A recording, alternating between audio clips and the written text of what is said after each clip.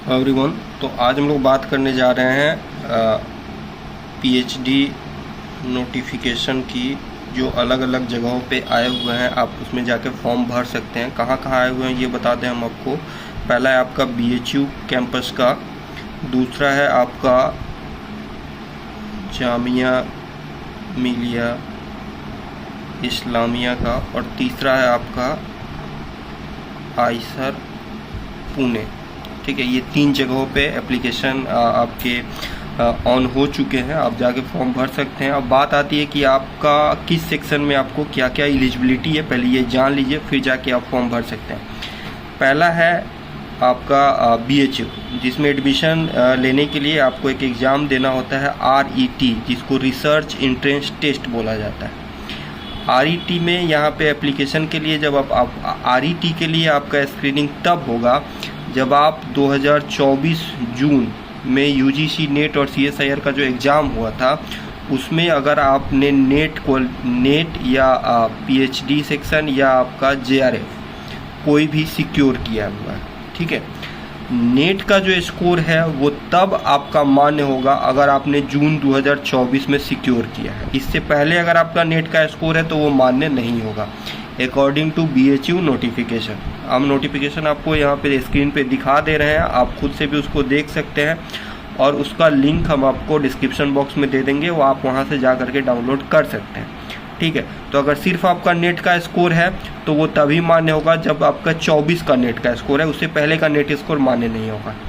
JRF का score तब मान्य होगा जब आपका JRF का वैलिडिटी बचा हो, जैसे 3 साल का वैलिडिटी होता है, तो अगर 3 साल का वैलिडिटी आपका बचा हुआ है तो बढ़ सकते हैं। तो JRF और PhD का जो ये है स्कोर है, ये दोनों सेक्शन तभी मान्य होंगे जब करंट सेशन में आपका ये स्कोर दिया हुआ है, तब आप RET के लिए सेलेक्ट होइएगा। फिर RET के बाद जो इंटरव्यू होगा उसके थ्रू आपका BHU PhD में एडमिशन आप ले सकते हैं। ठीक है, चलिए अब दूसरी तरफ आते हैं, जामिया मिलिया इस्लामिया। जामिया मिलिया इस्लामिया में आप अप्लाई कर सकते हैं अगर आपके पास कोई भी फेलोशिप जैसे DBT, UGC, ICMR, आपका CSIR, कोई भी ऐसा या गेट आपके पास है तो आप यहाँ पे जा करके इसके साइट पे अप्लाई कर सकते हैं। सॉरी, इसका लास्ट डेट हम आपको बता दें, इसका लास्ट डेट है आपका 31 अक्टूबर, और इसका जो लास्ट डेट है वो है आपका 30 अक्टूबर। इसका जो नोटिफिकेशन है हम आपको स्क्रीन पे दिखा सकते हैं, आप नोटिफिकेशन दिखा देते हैं, आप नोटिफिकेशन को पढ़ लें और आप जा करके उस फॉर्म को अगर आप एलिजिबल हैं तो जाके फॉर्म को भर सकते हैं। 55% आपका एग्रीगेट मार्क्स चाहिए आपके PG के एग्ज़ाम में। ठीक है, ठीक है, अब आप जाके उस पर फॉर्म भर सकते हैं। अगर आपके पास कोई भी एलिजिबल फेलोशिप वो स्कोर हो आपके पास, और वो स्कोर आपका 1 जनवरी 2024 तक वैलिड हो कम से कम। अगर उसके बाद आपका, उससे पहले ही अगर आपका स्कोर ख़त्म हो जा रहा है, यानी कि जैसे दिसंबर में ख़त्म हो जा रहा है, चाहे 1 जनवरी 2025 से पहले आपका अगर वैलिडिटी ख़त्म हो रहा है आपके JRF का, तब आप इसमें फॉर्म नहीं भर पाइएगा। ठीक है, तो ये बात ही आप जान लीजिए। तीसरा आपका आइसर पुणे का।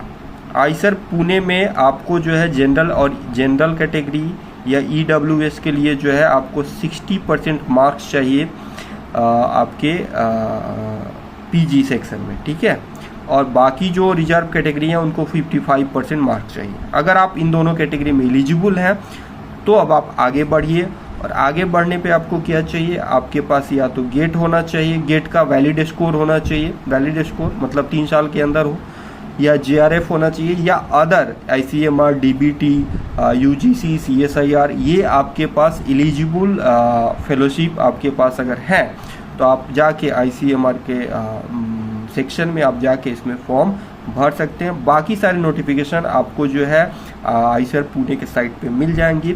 ठीक है, बाकी डिटेल आप वहाँ से जा करके देख सकते हैं। यहाँ आपको डेट बता दें कि इसका डेट जो है वो आपका 25 अक्टूबर है।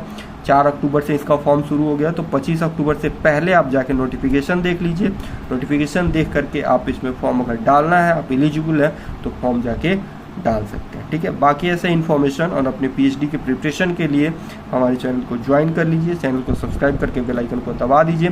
बाकी अदर जो लोग भी बच्चे प्रिपरेशन कर रहे हैं उनको ये वीडियो जो है आप शेयर कर दीजिए, ताकि वो लोग भी अगर अप्लाई करना चाहते हैं तो अप्लाई करें। Thank you so much.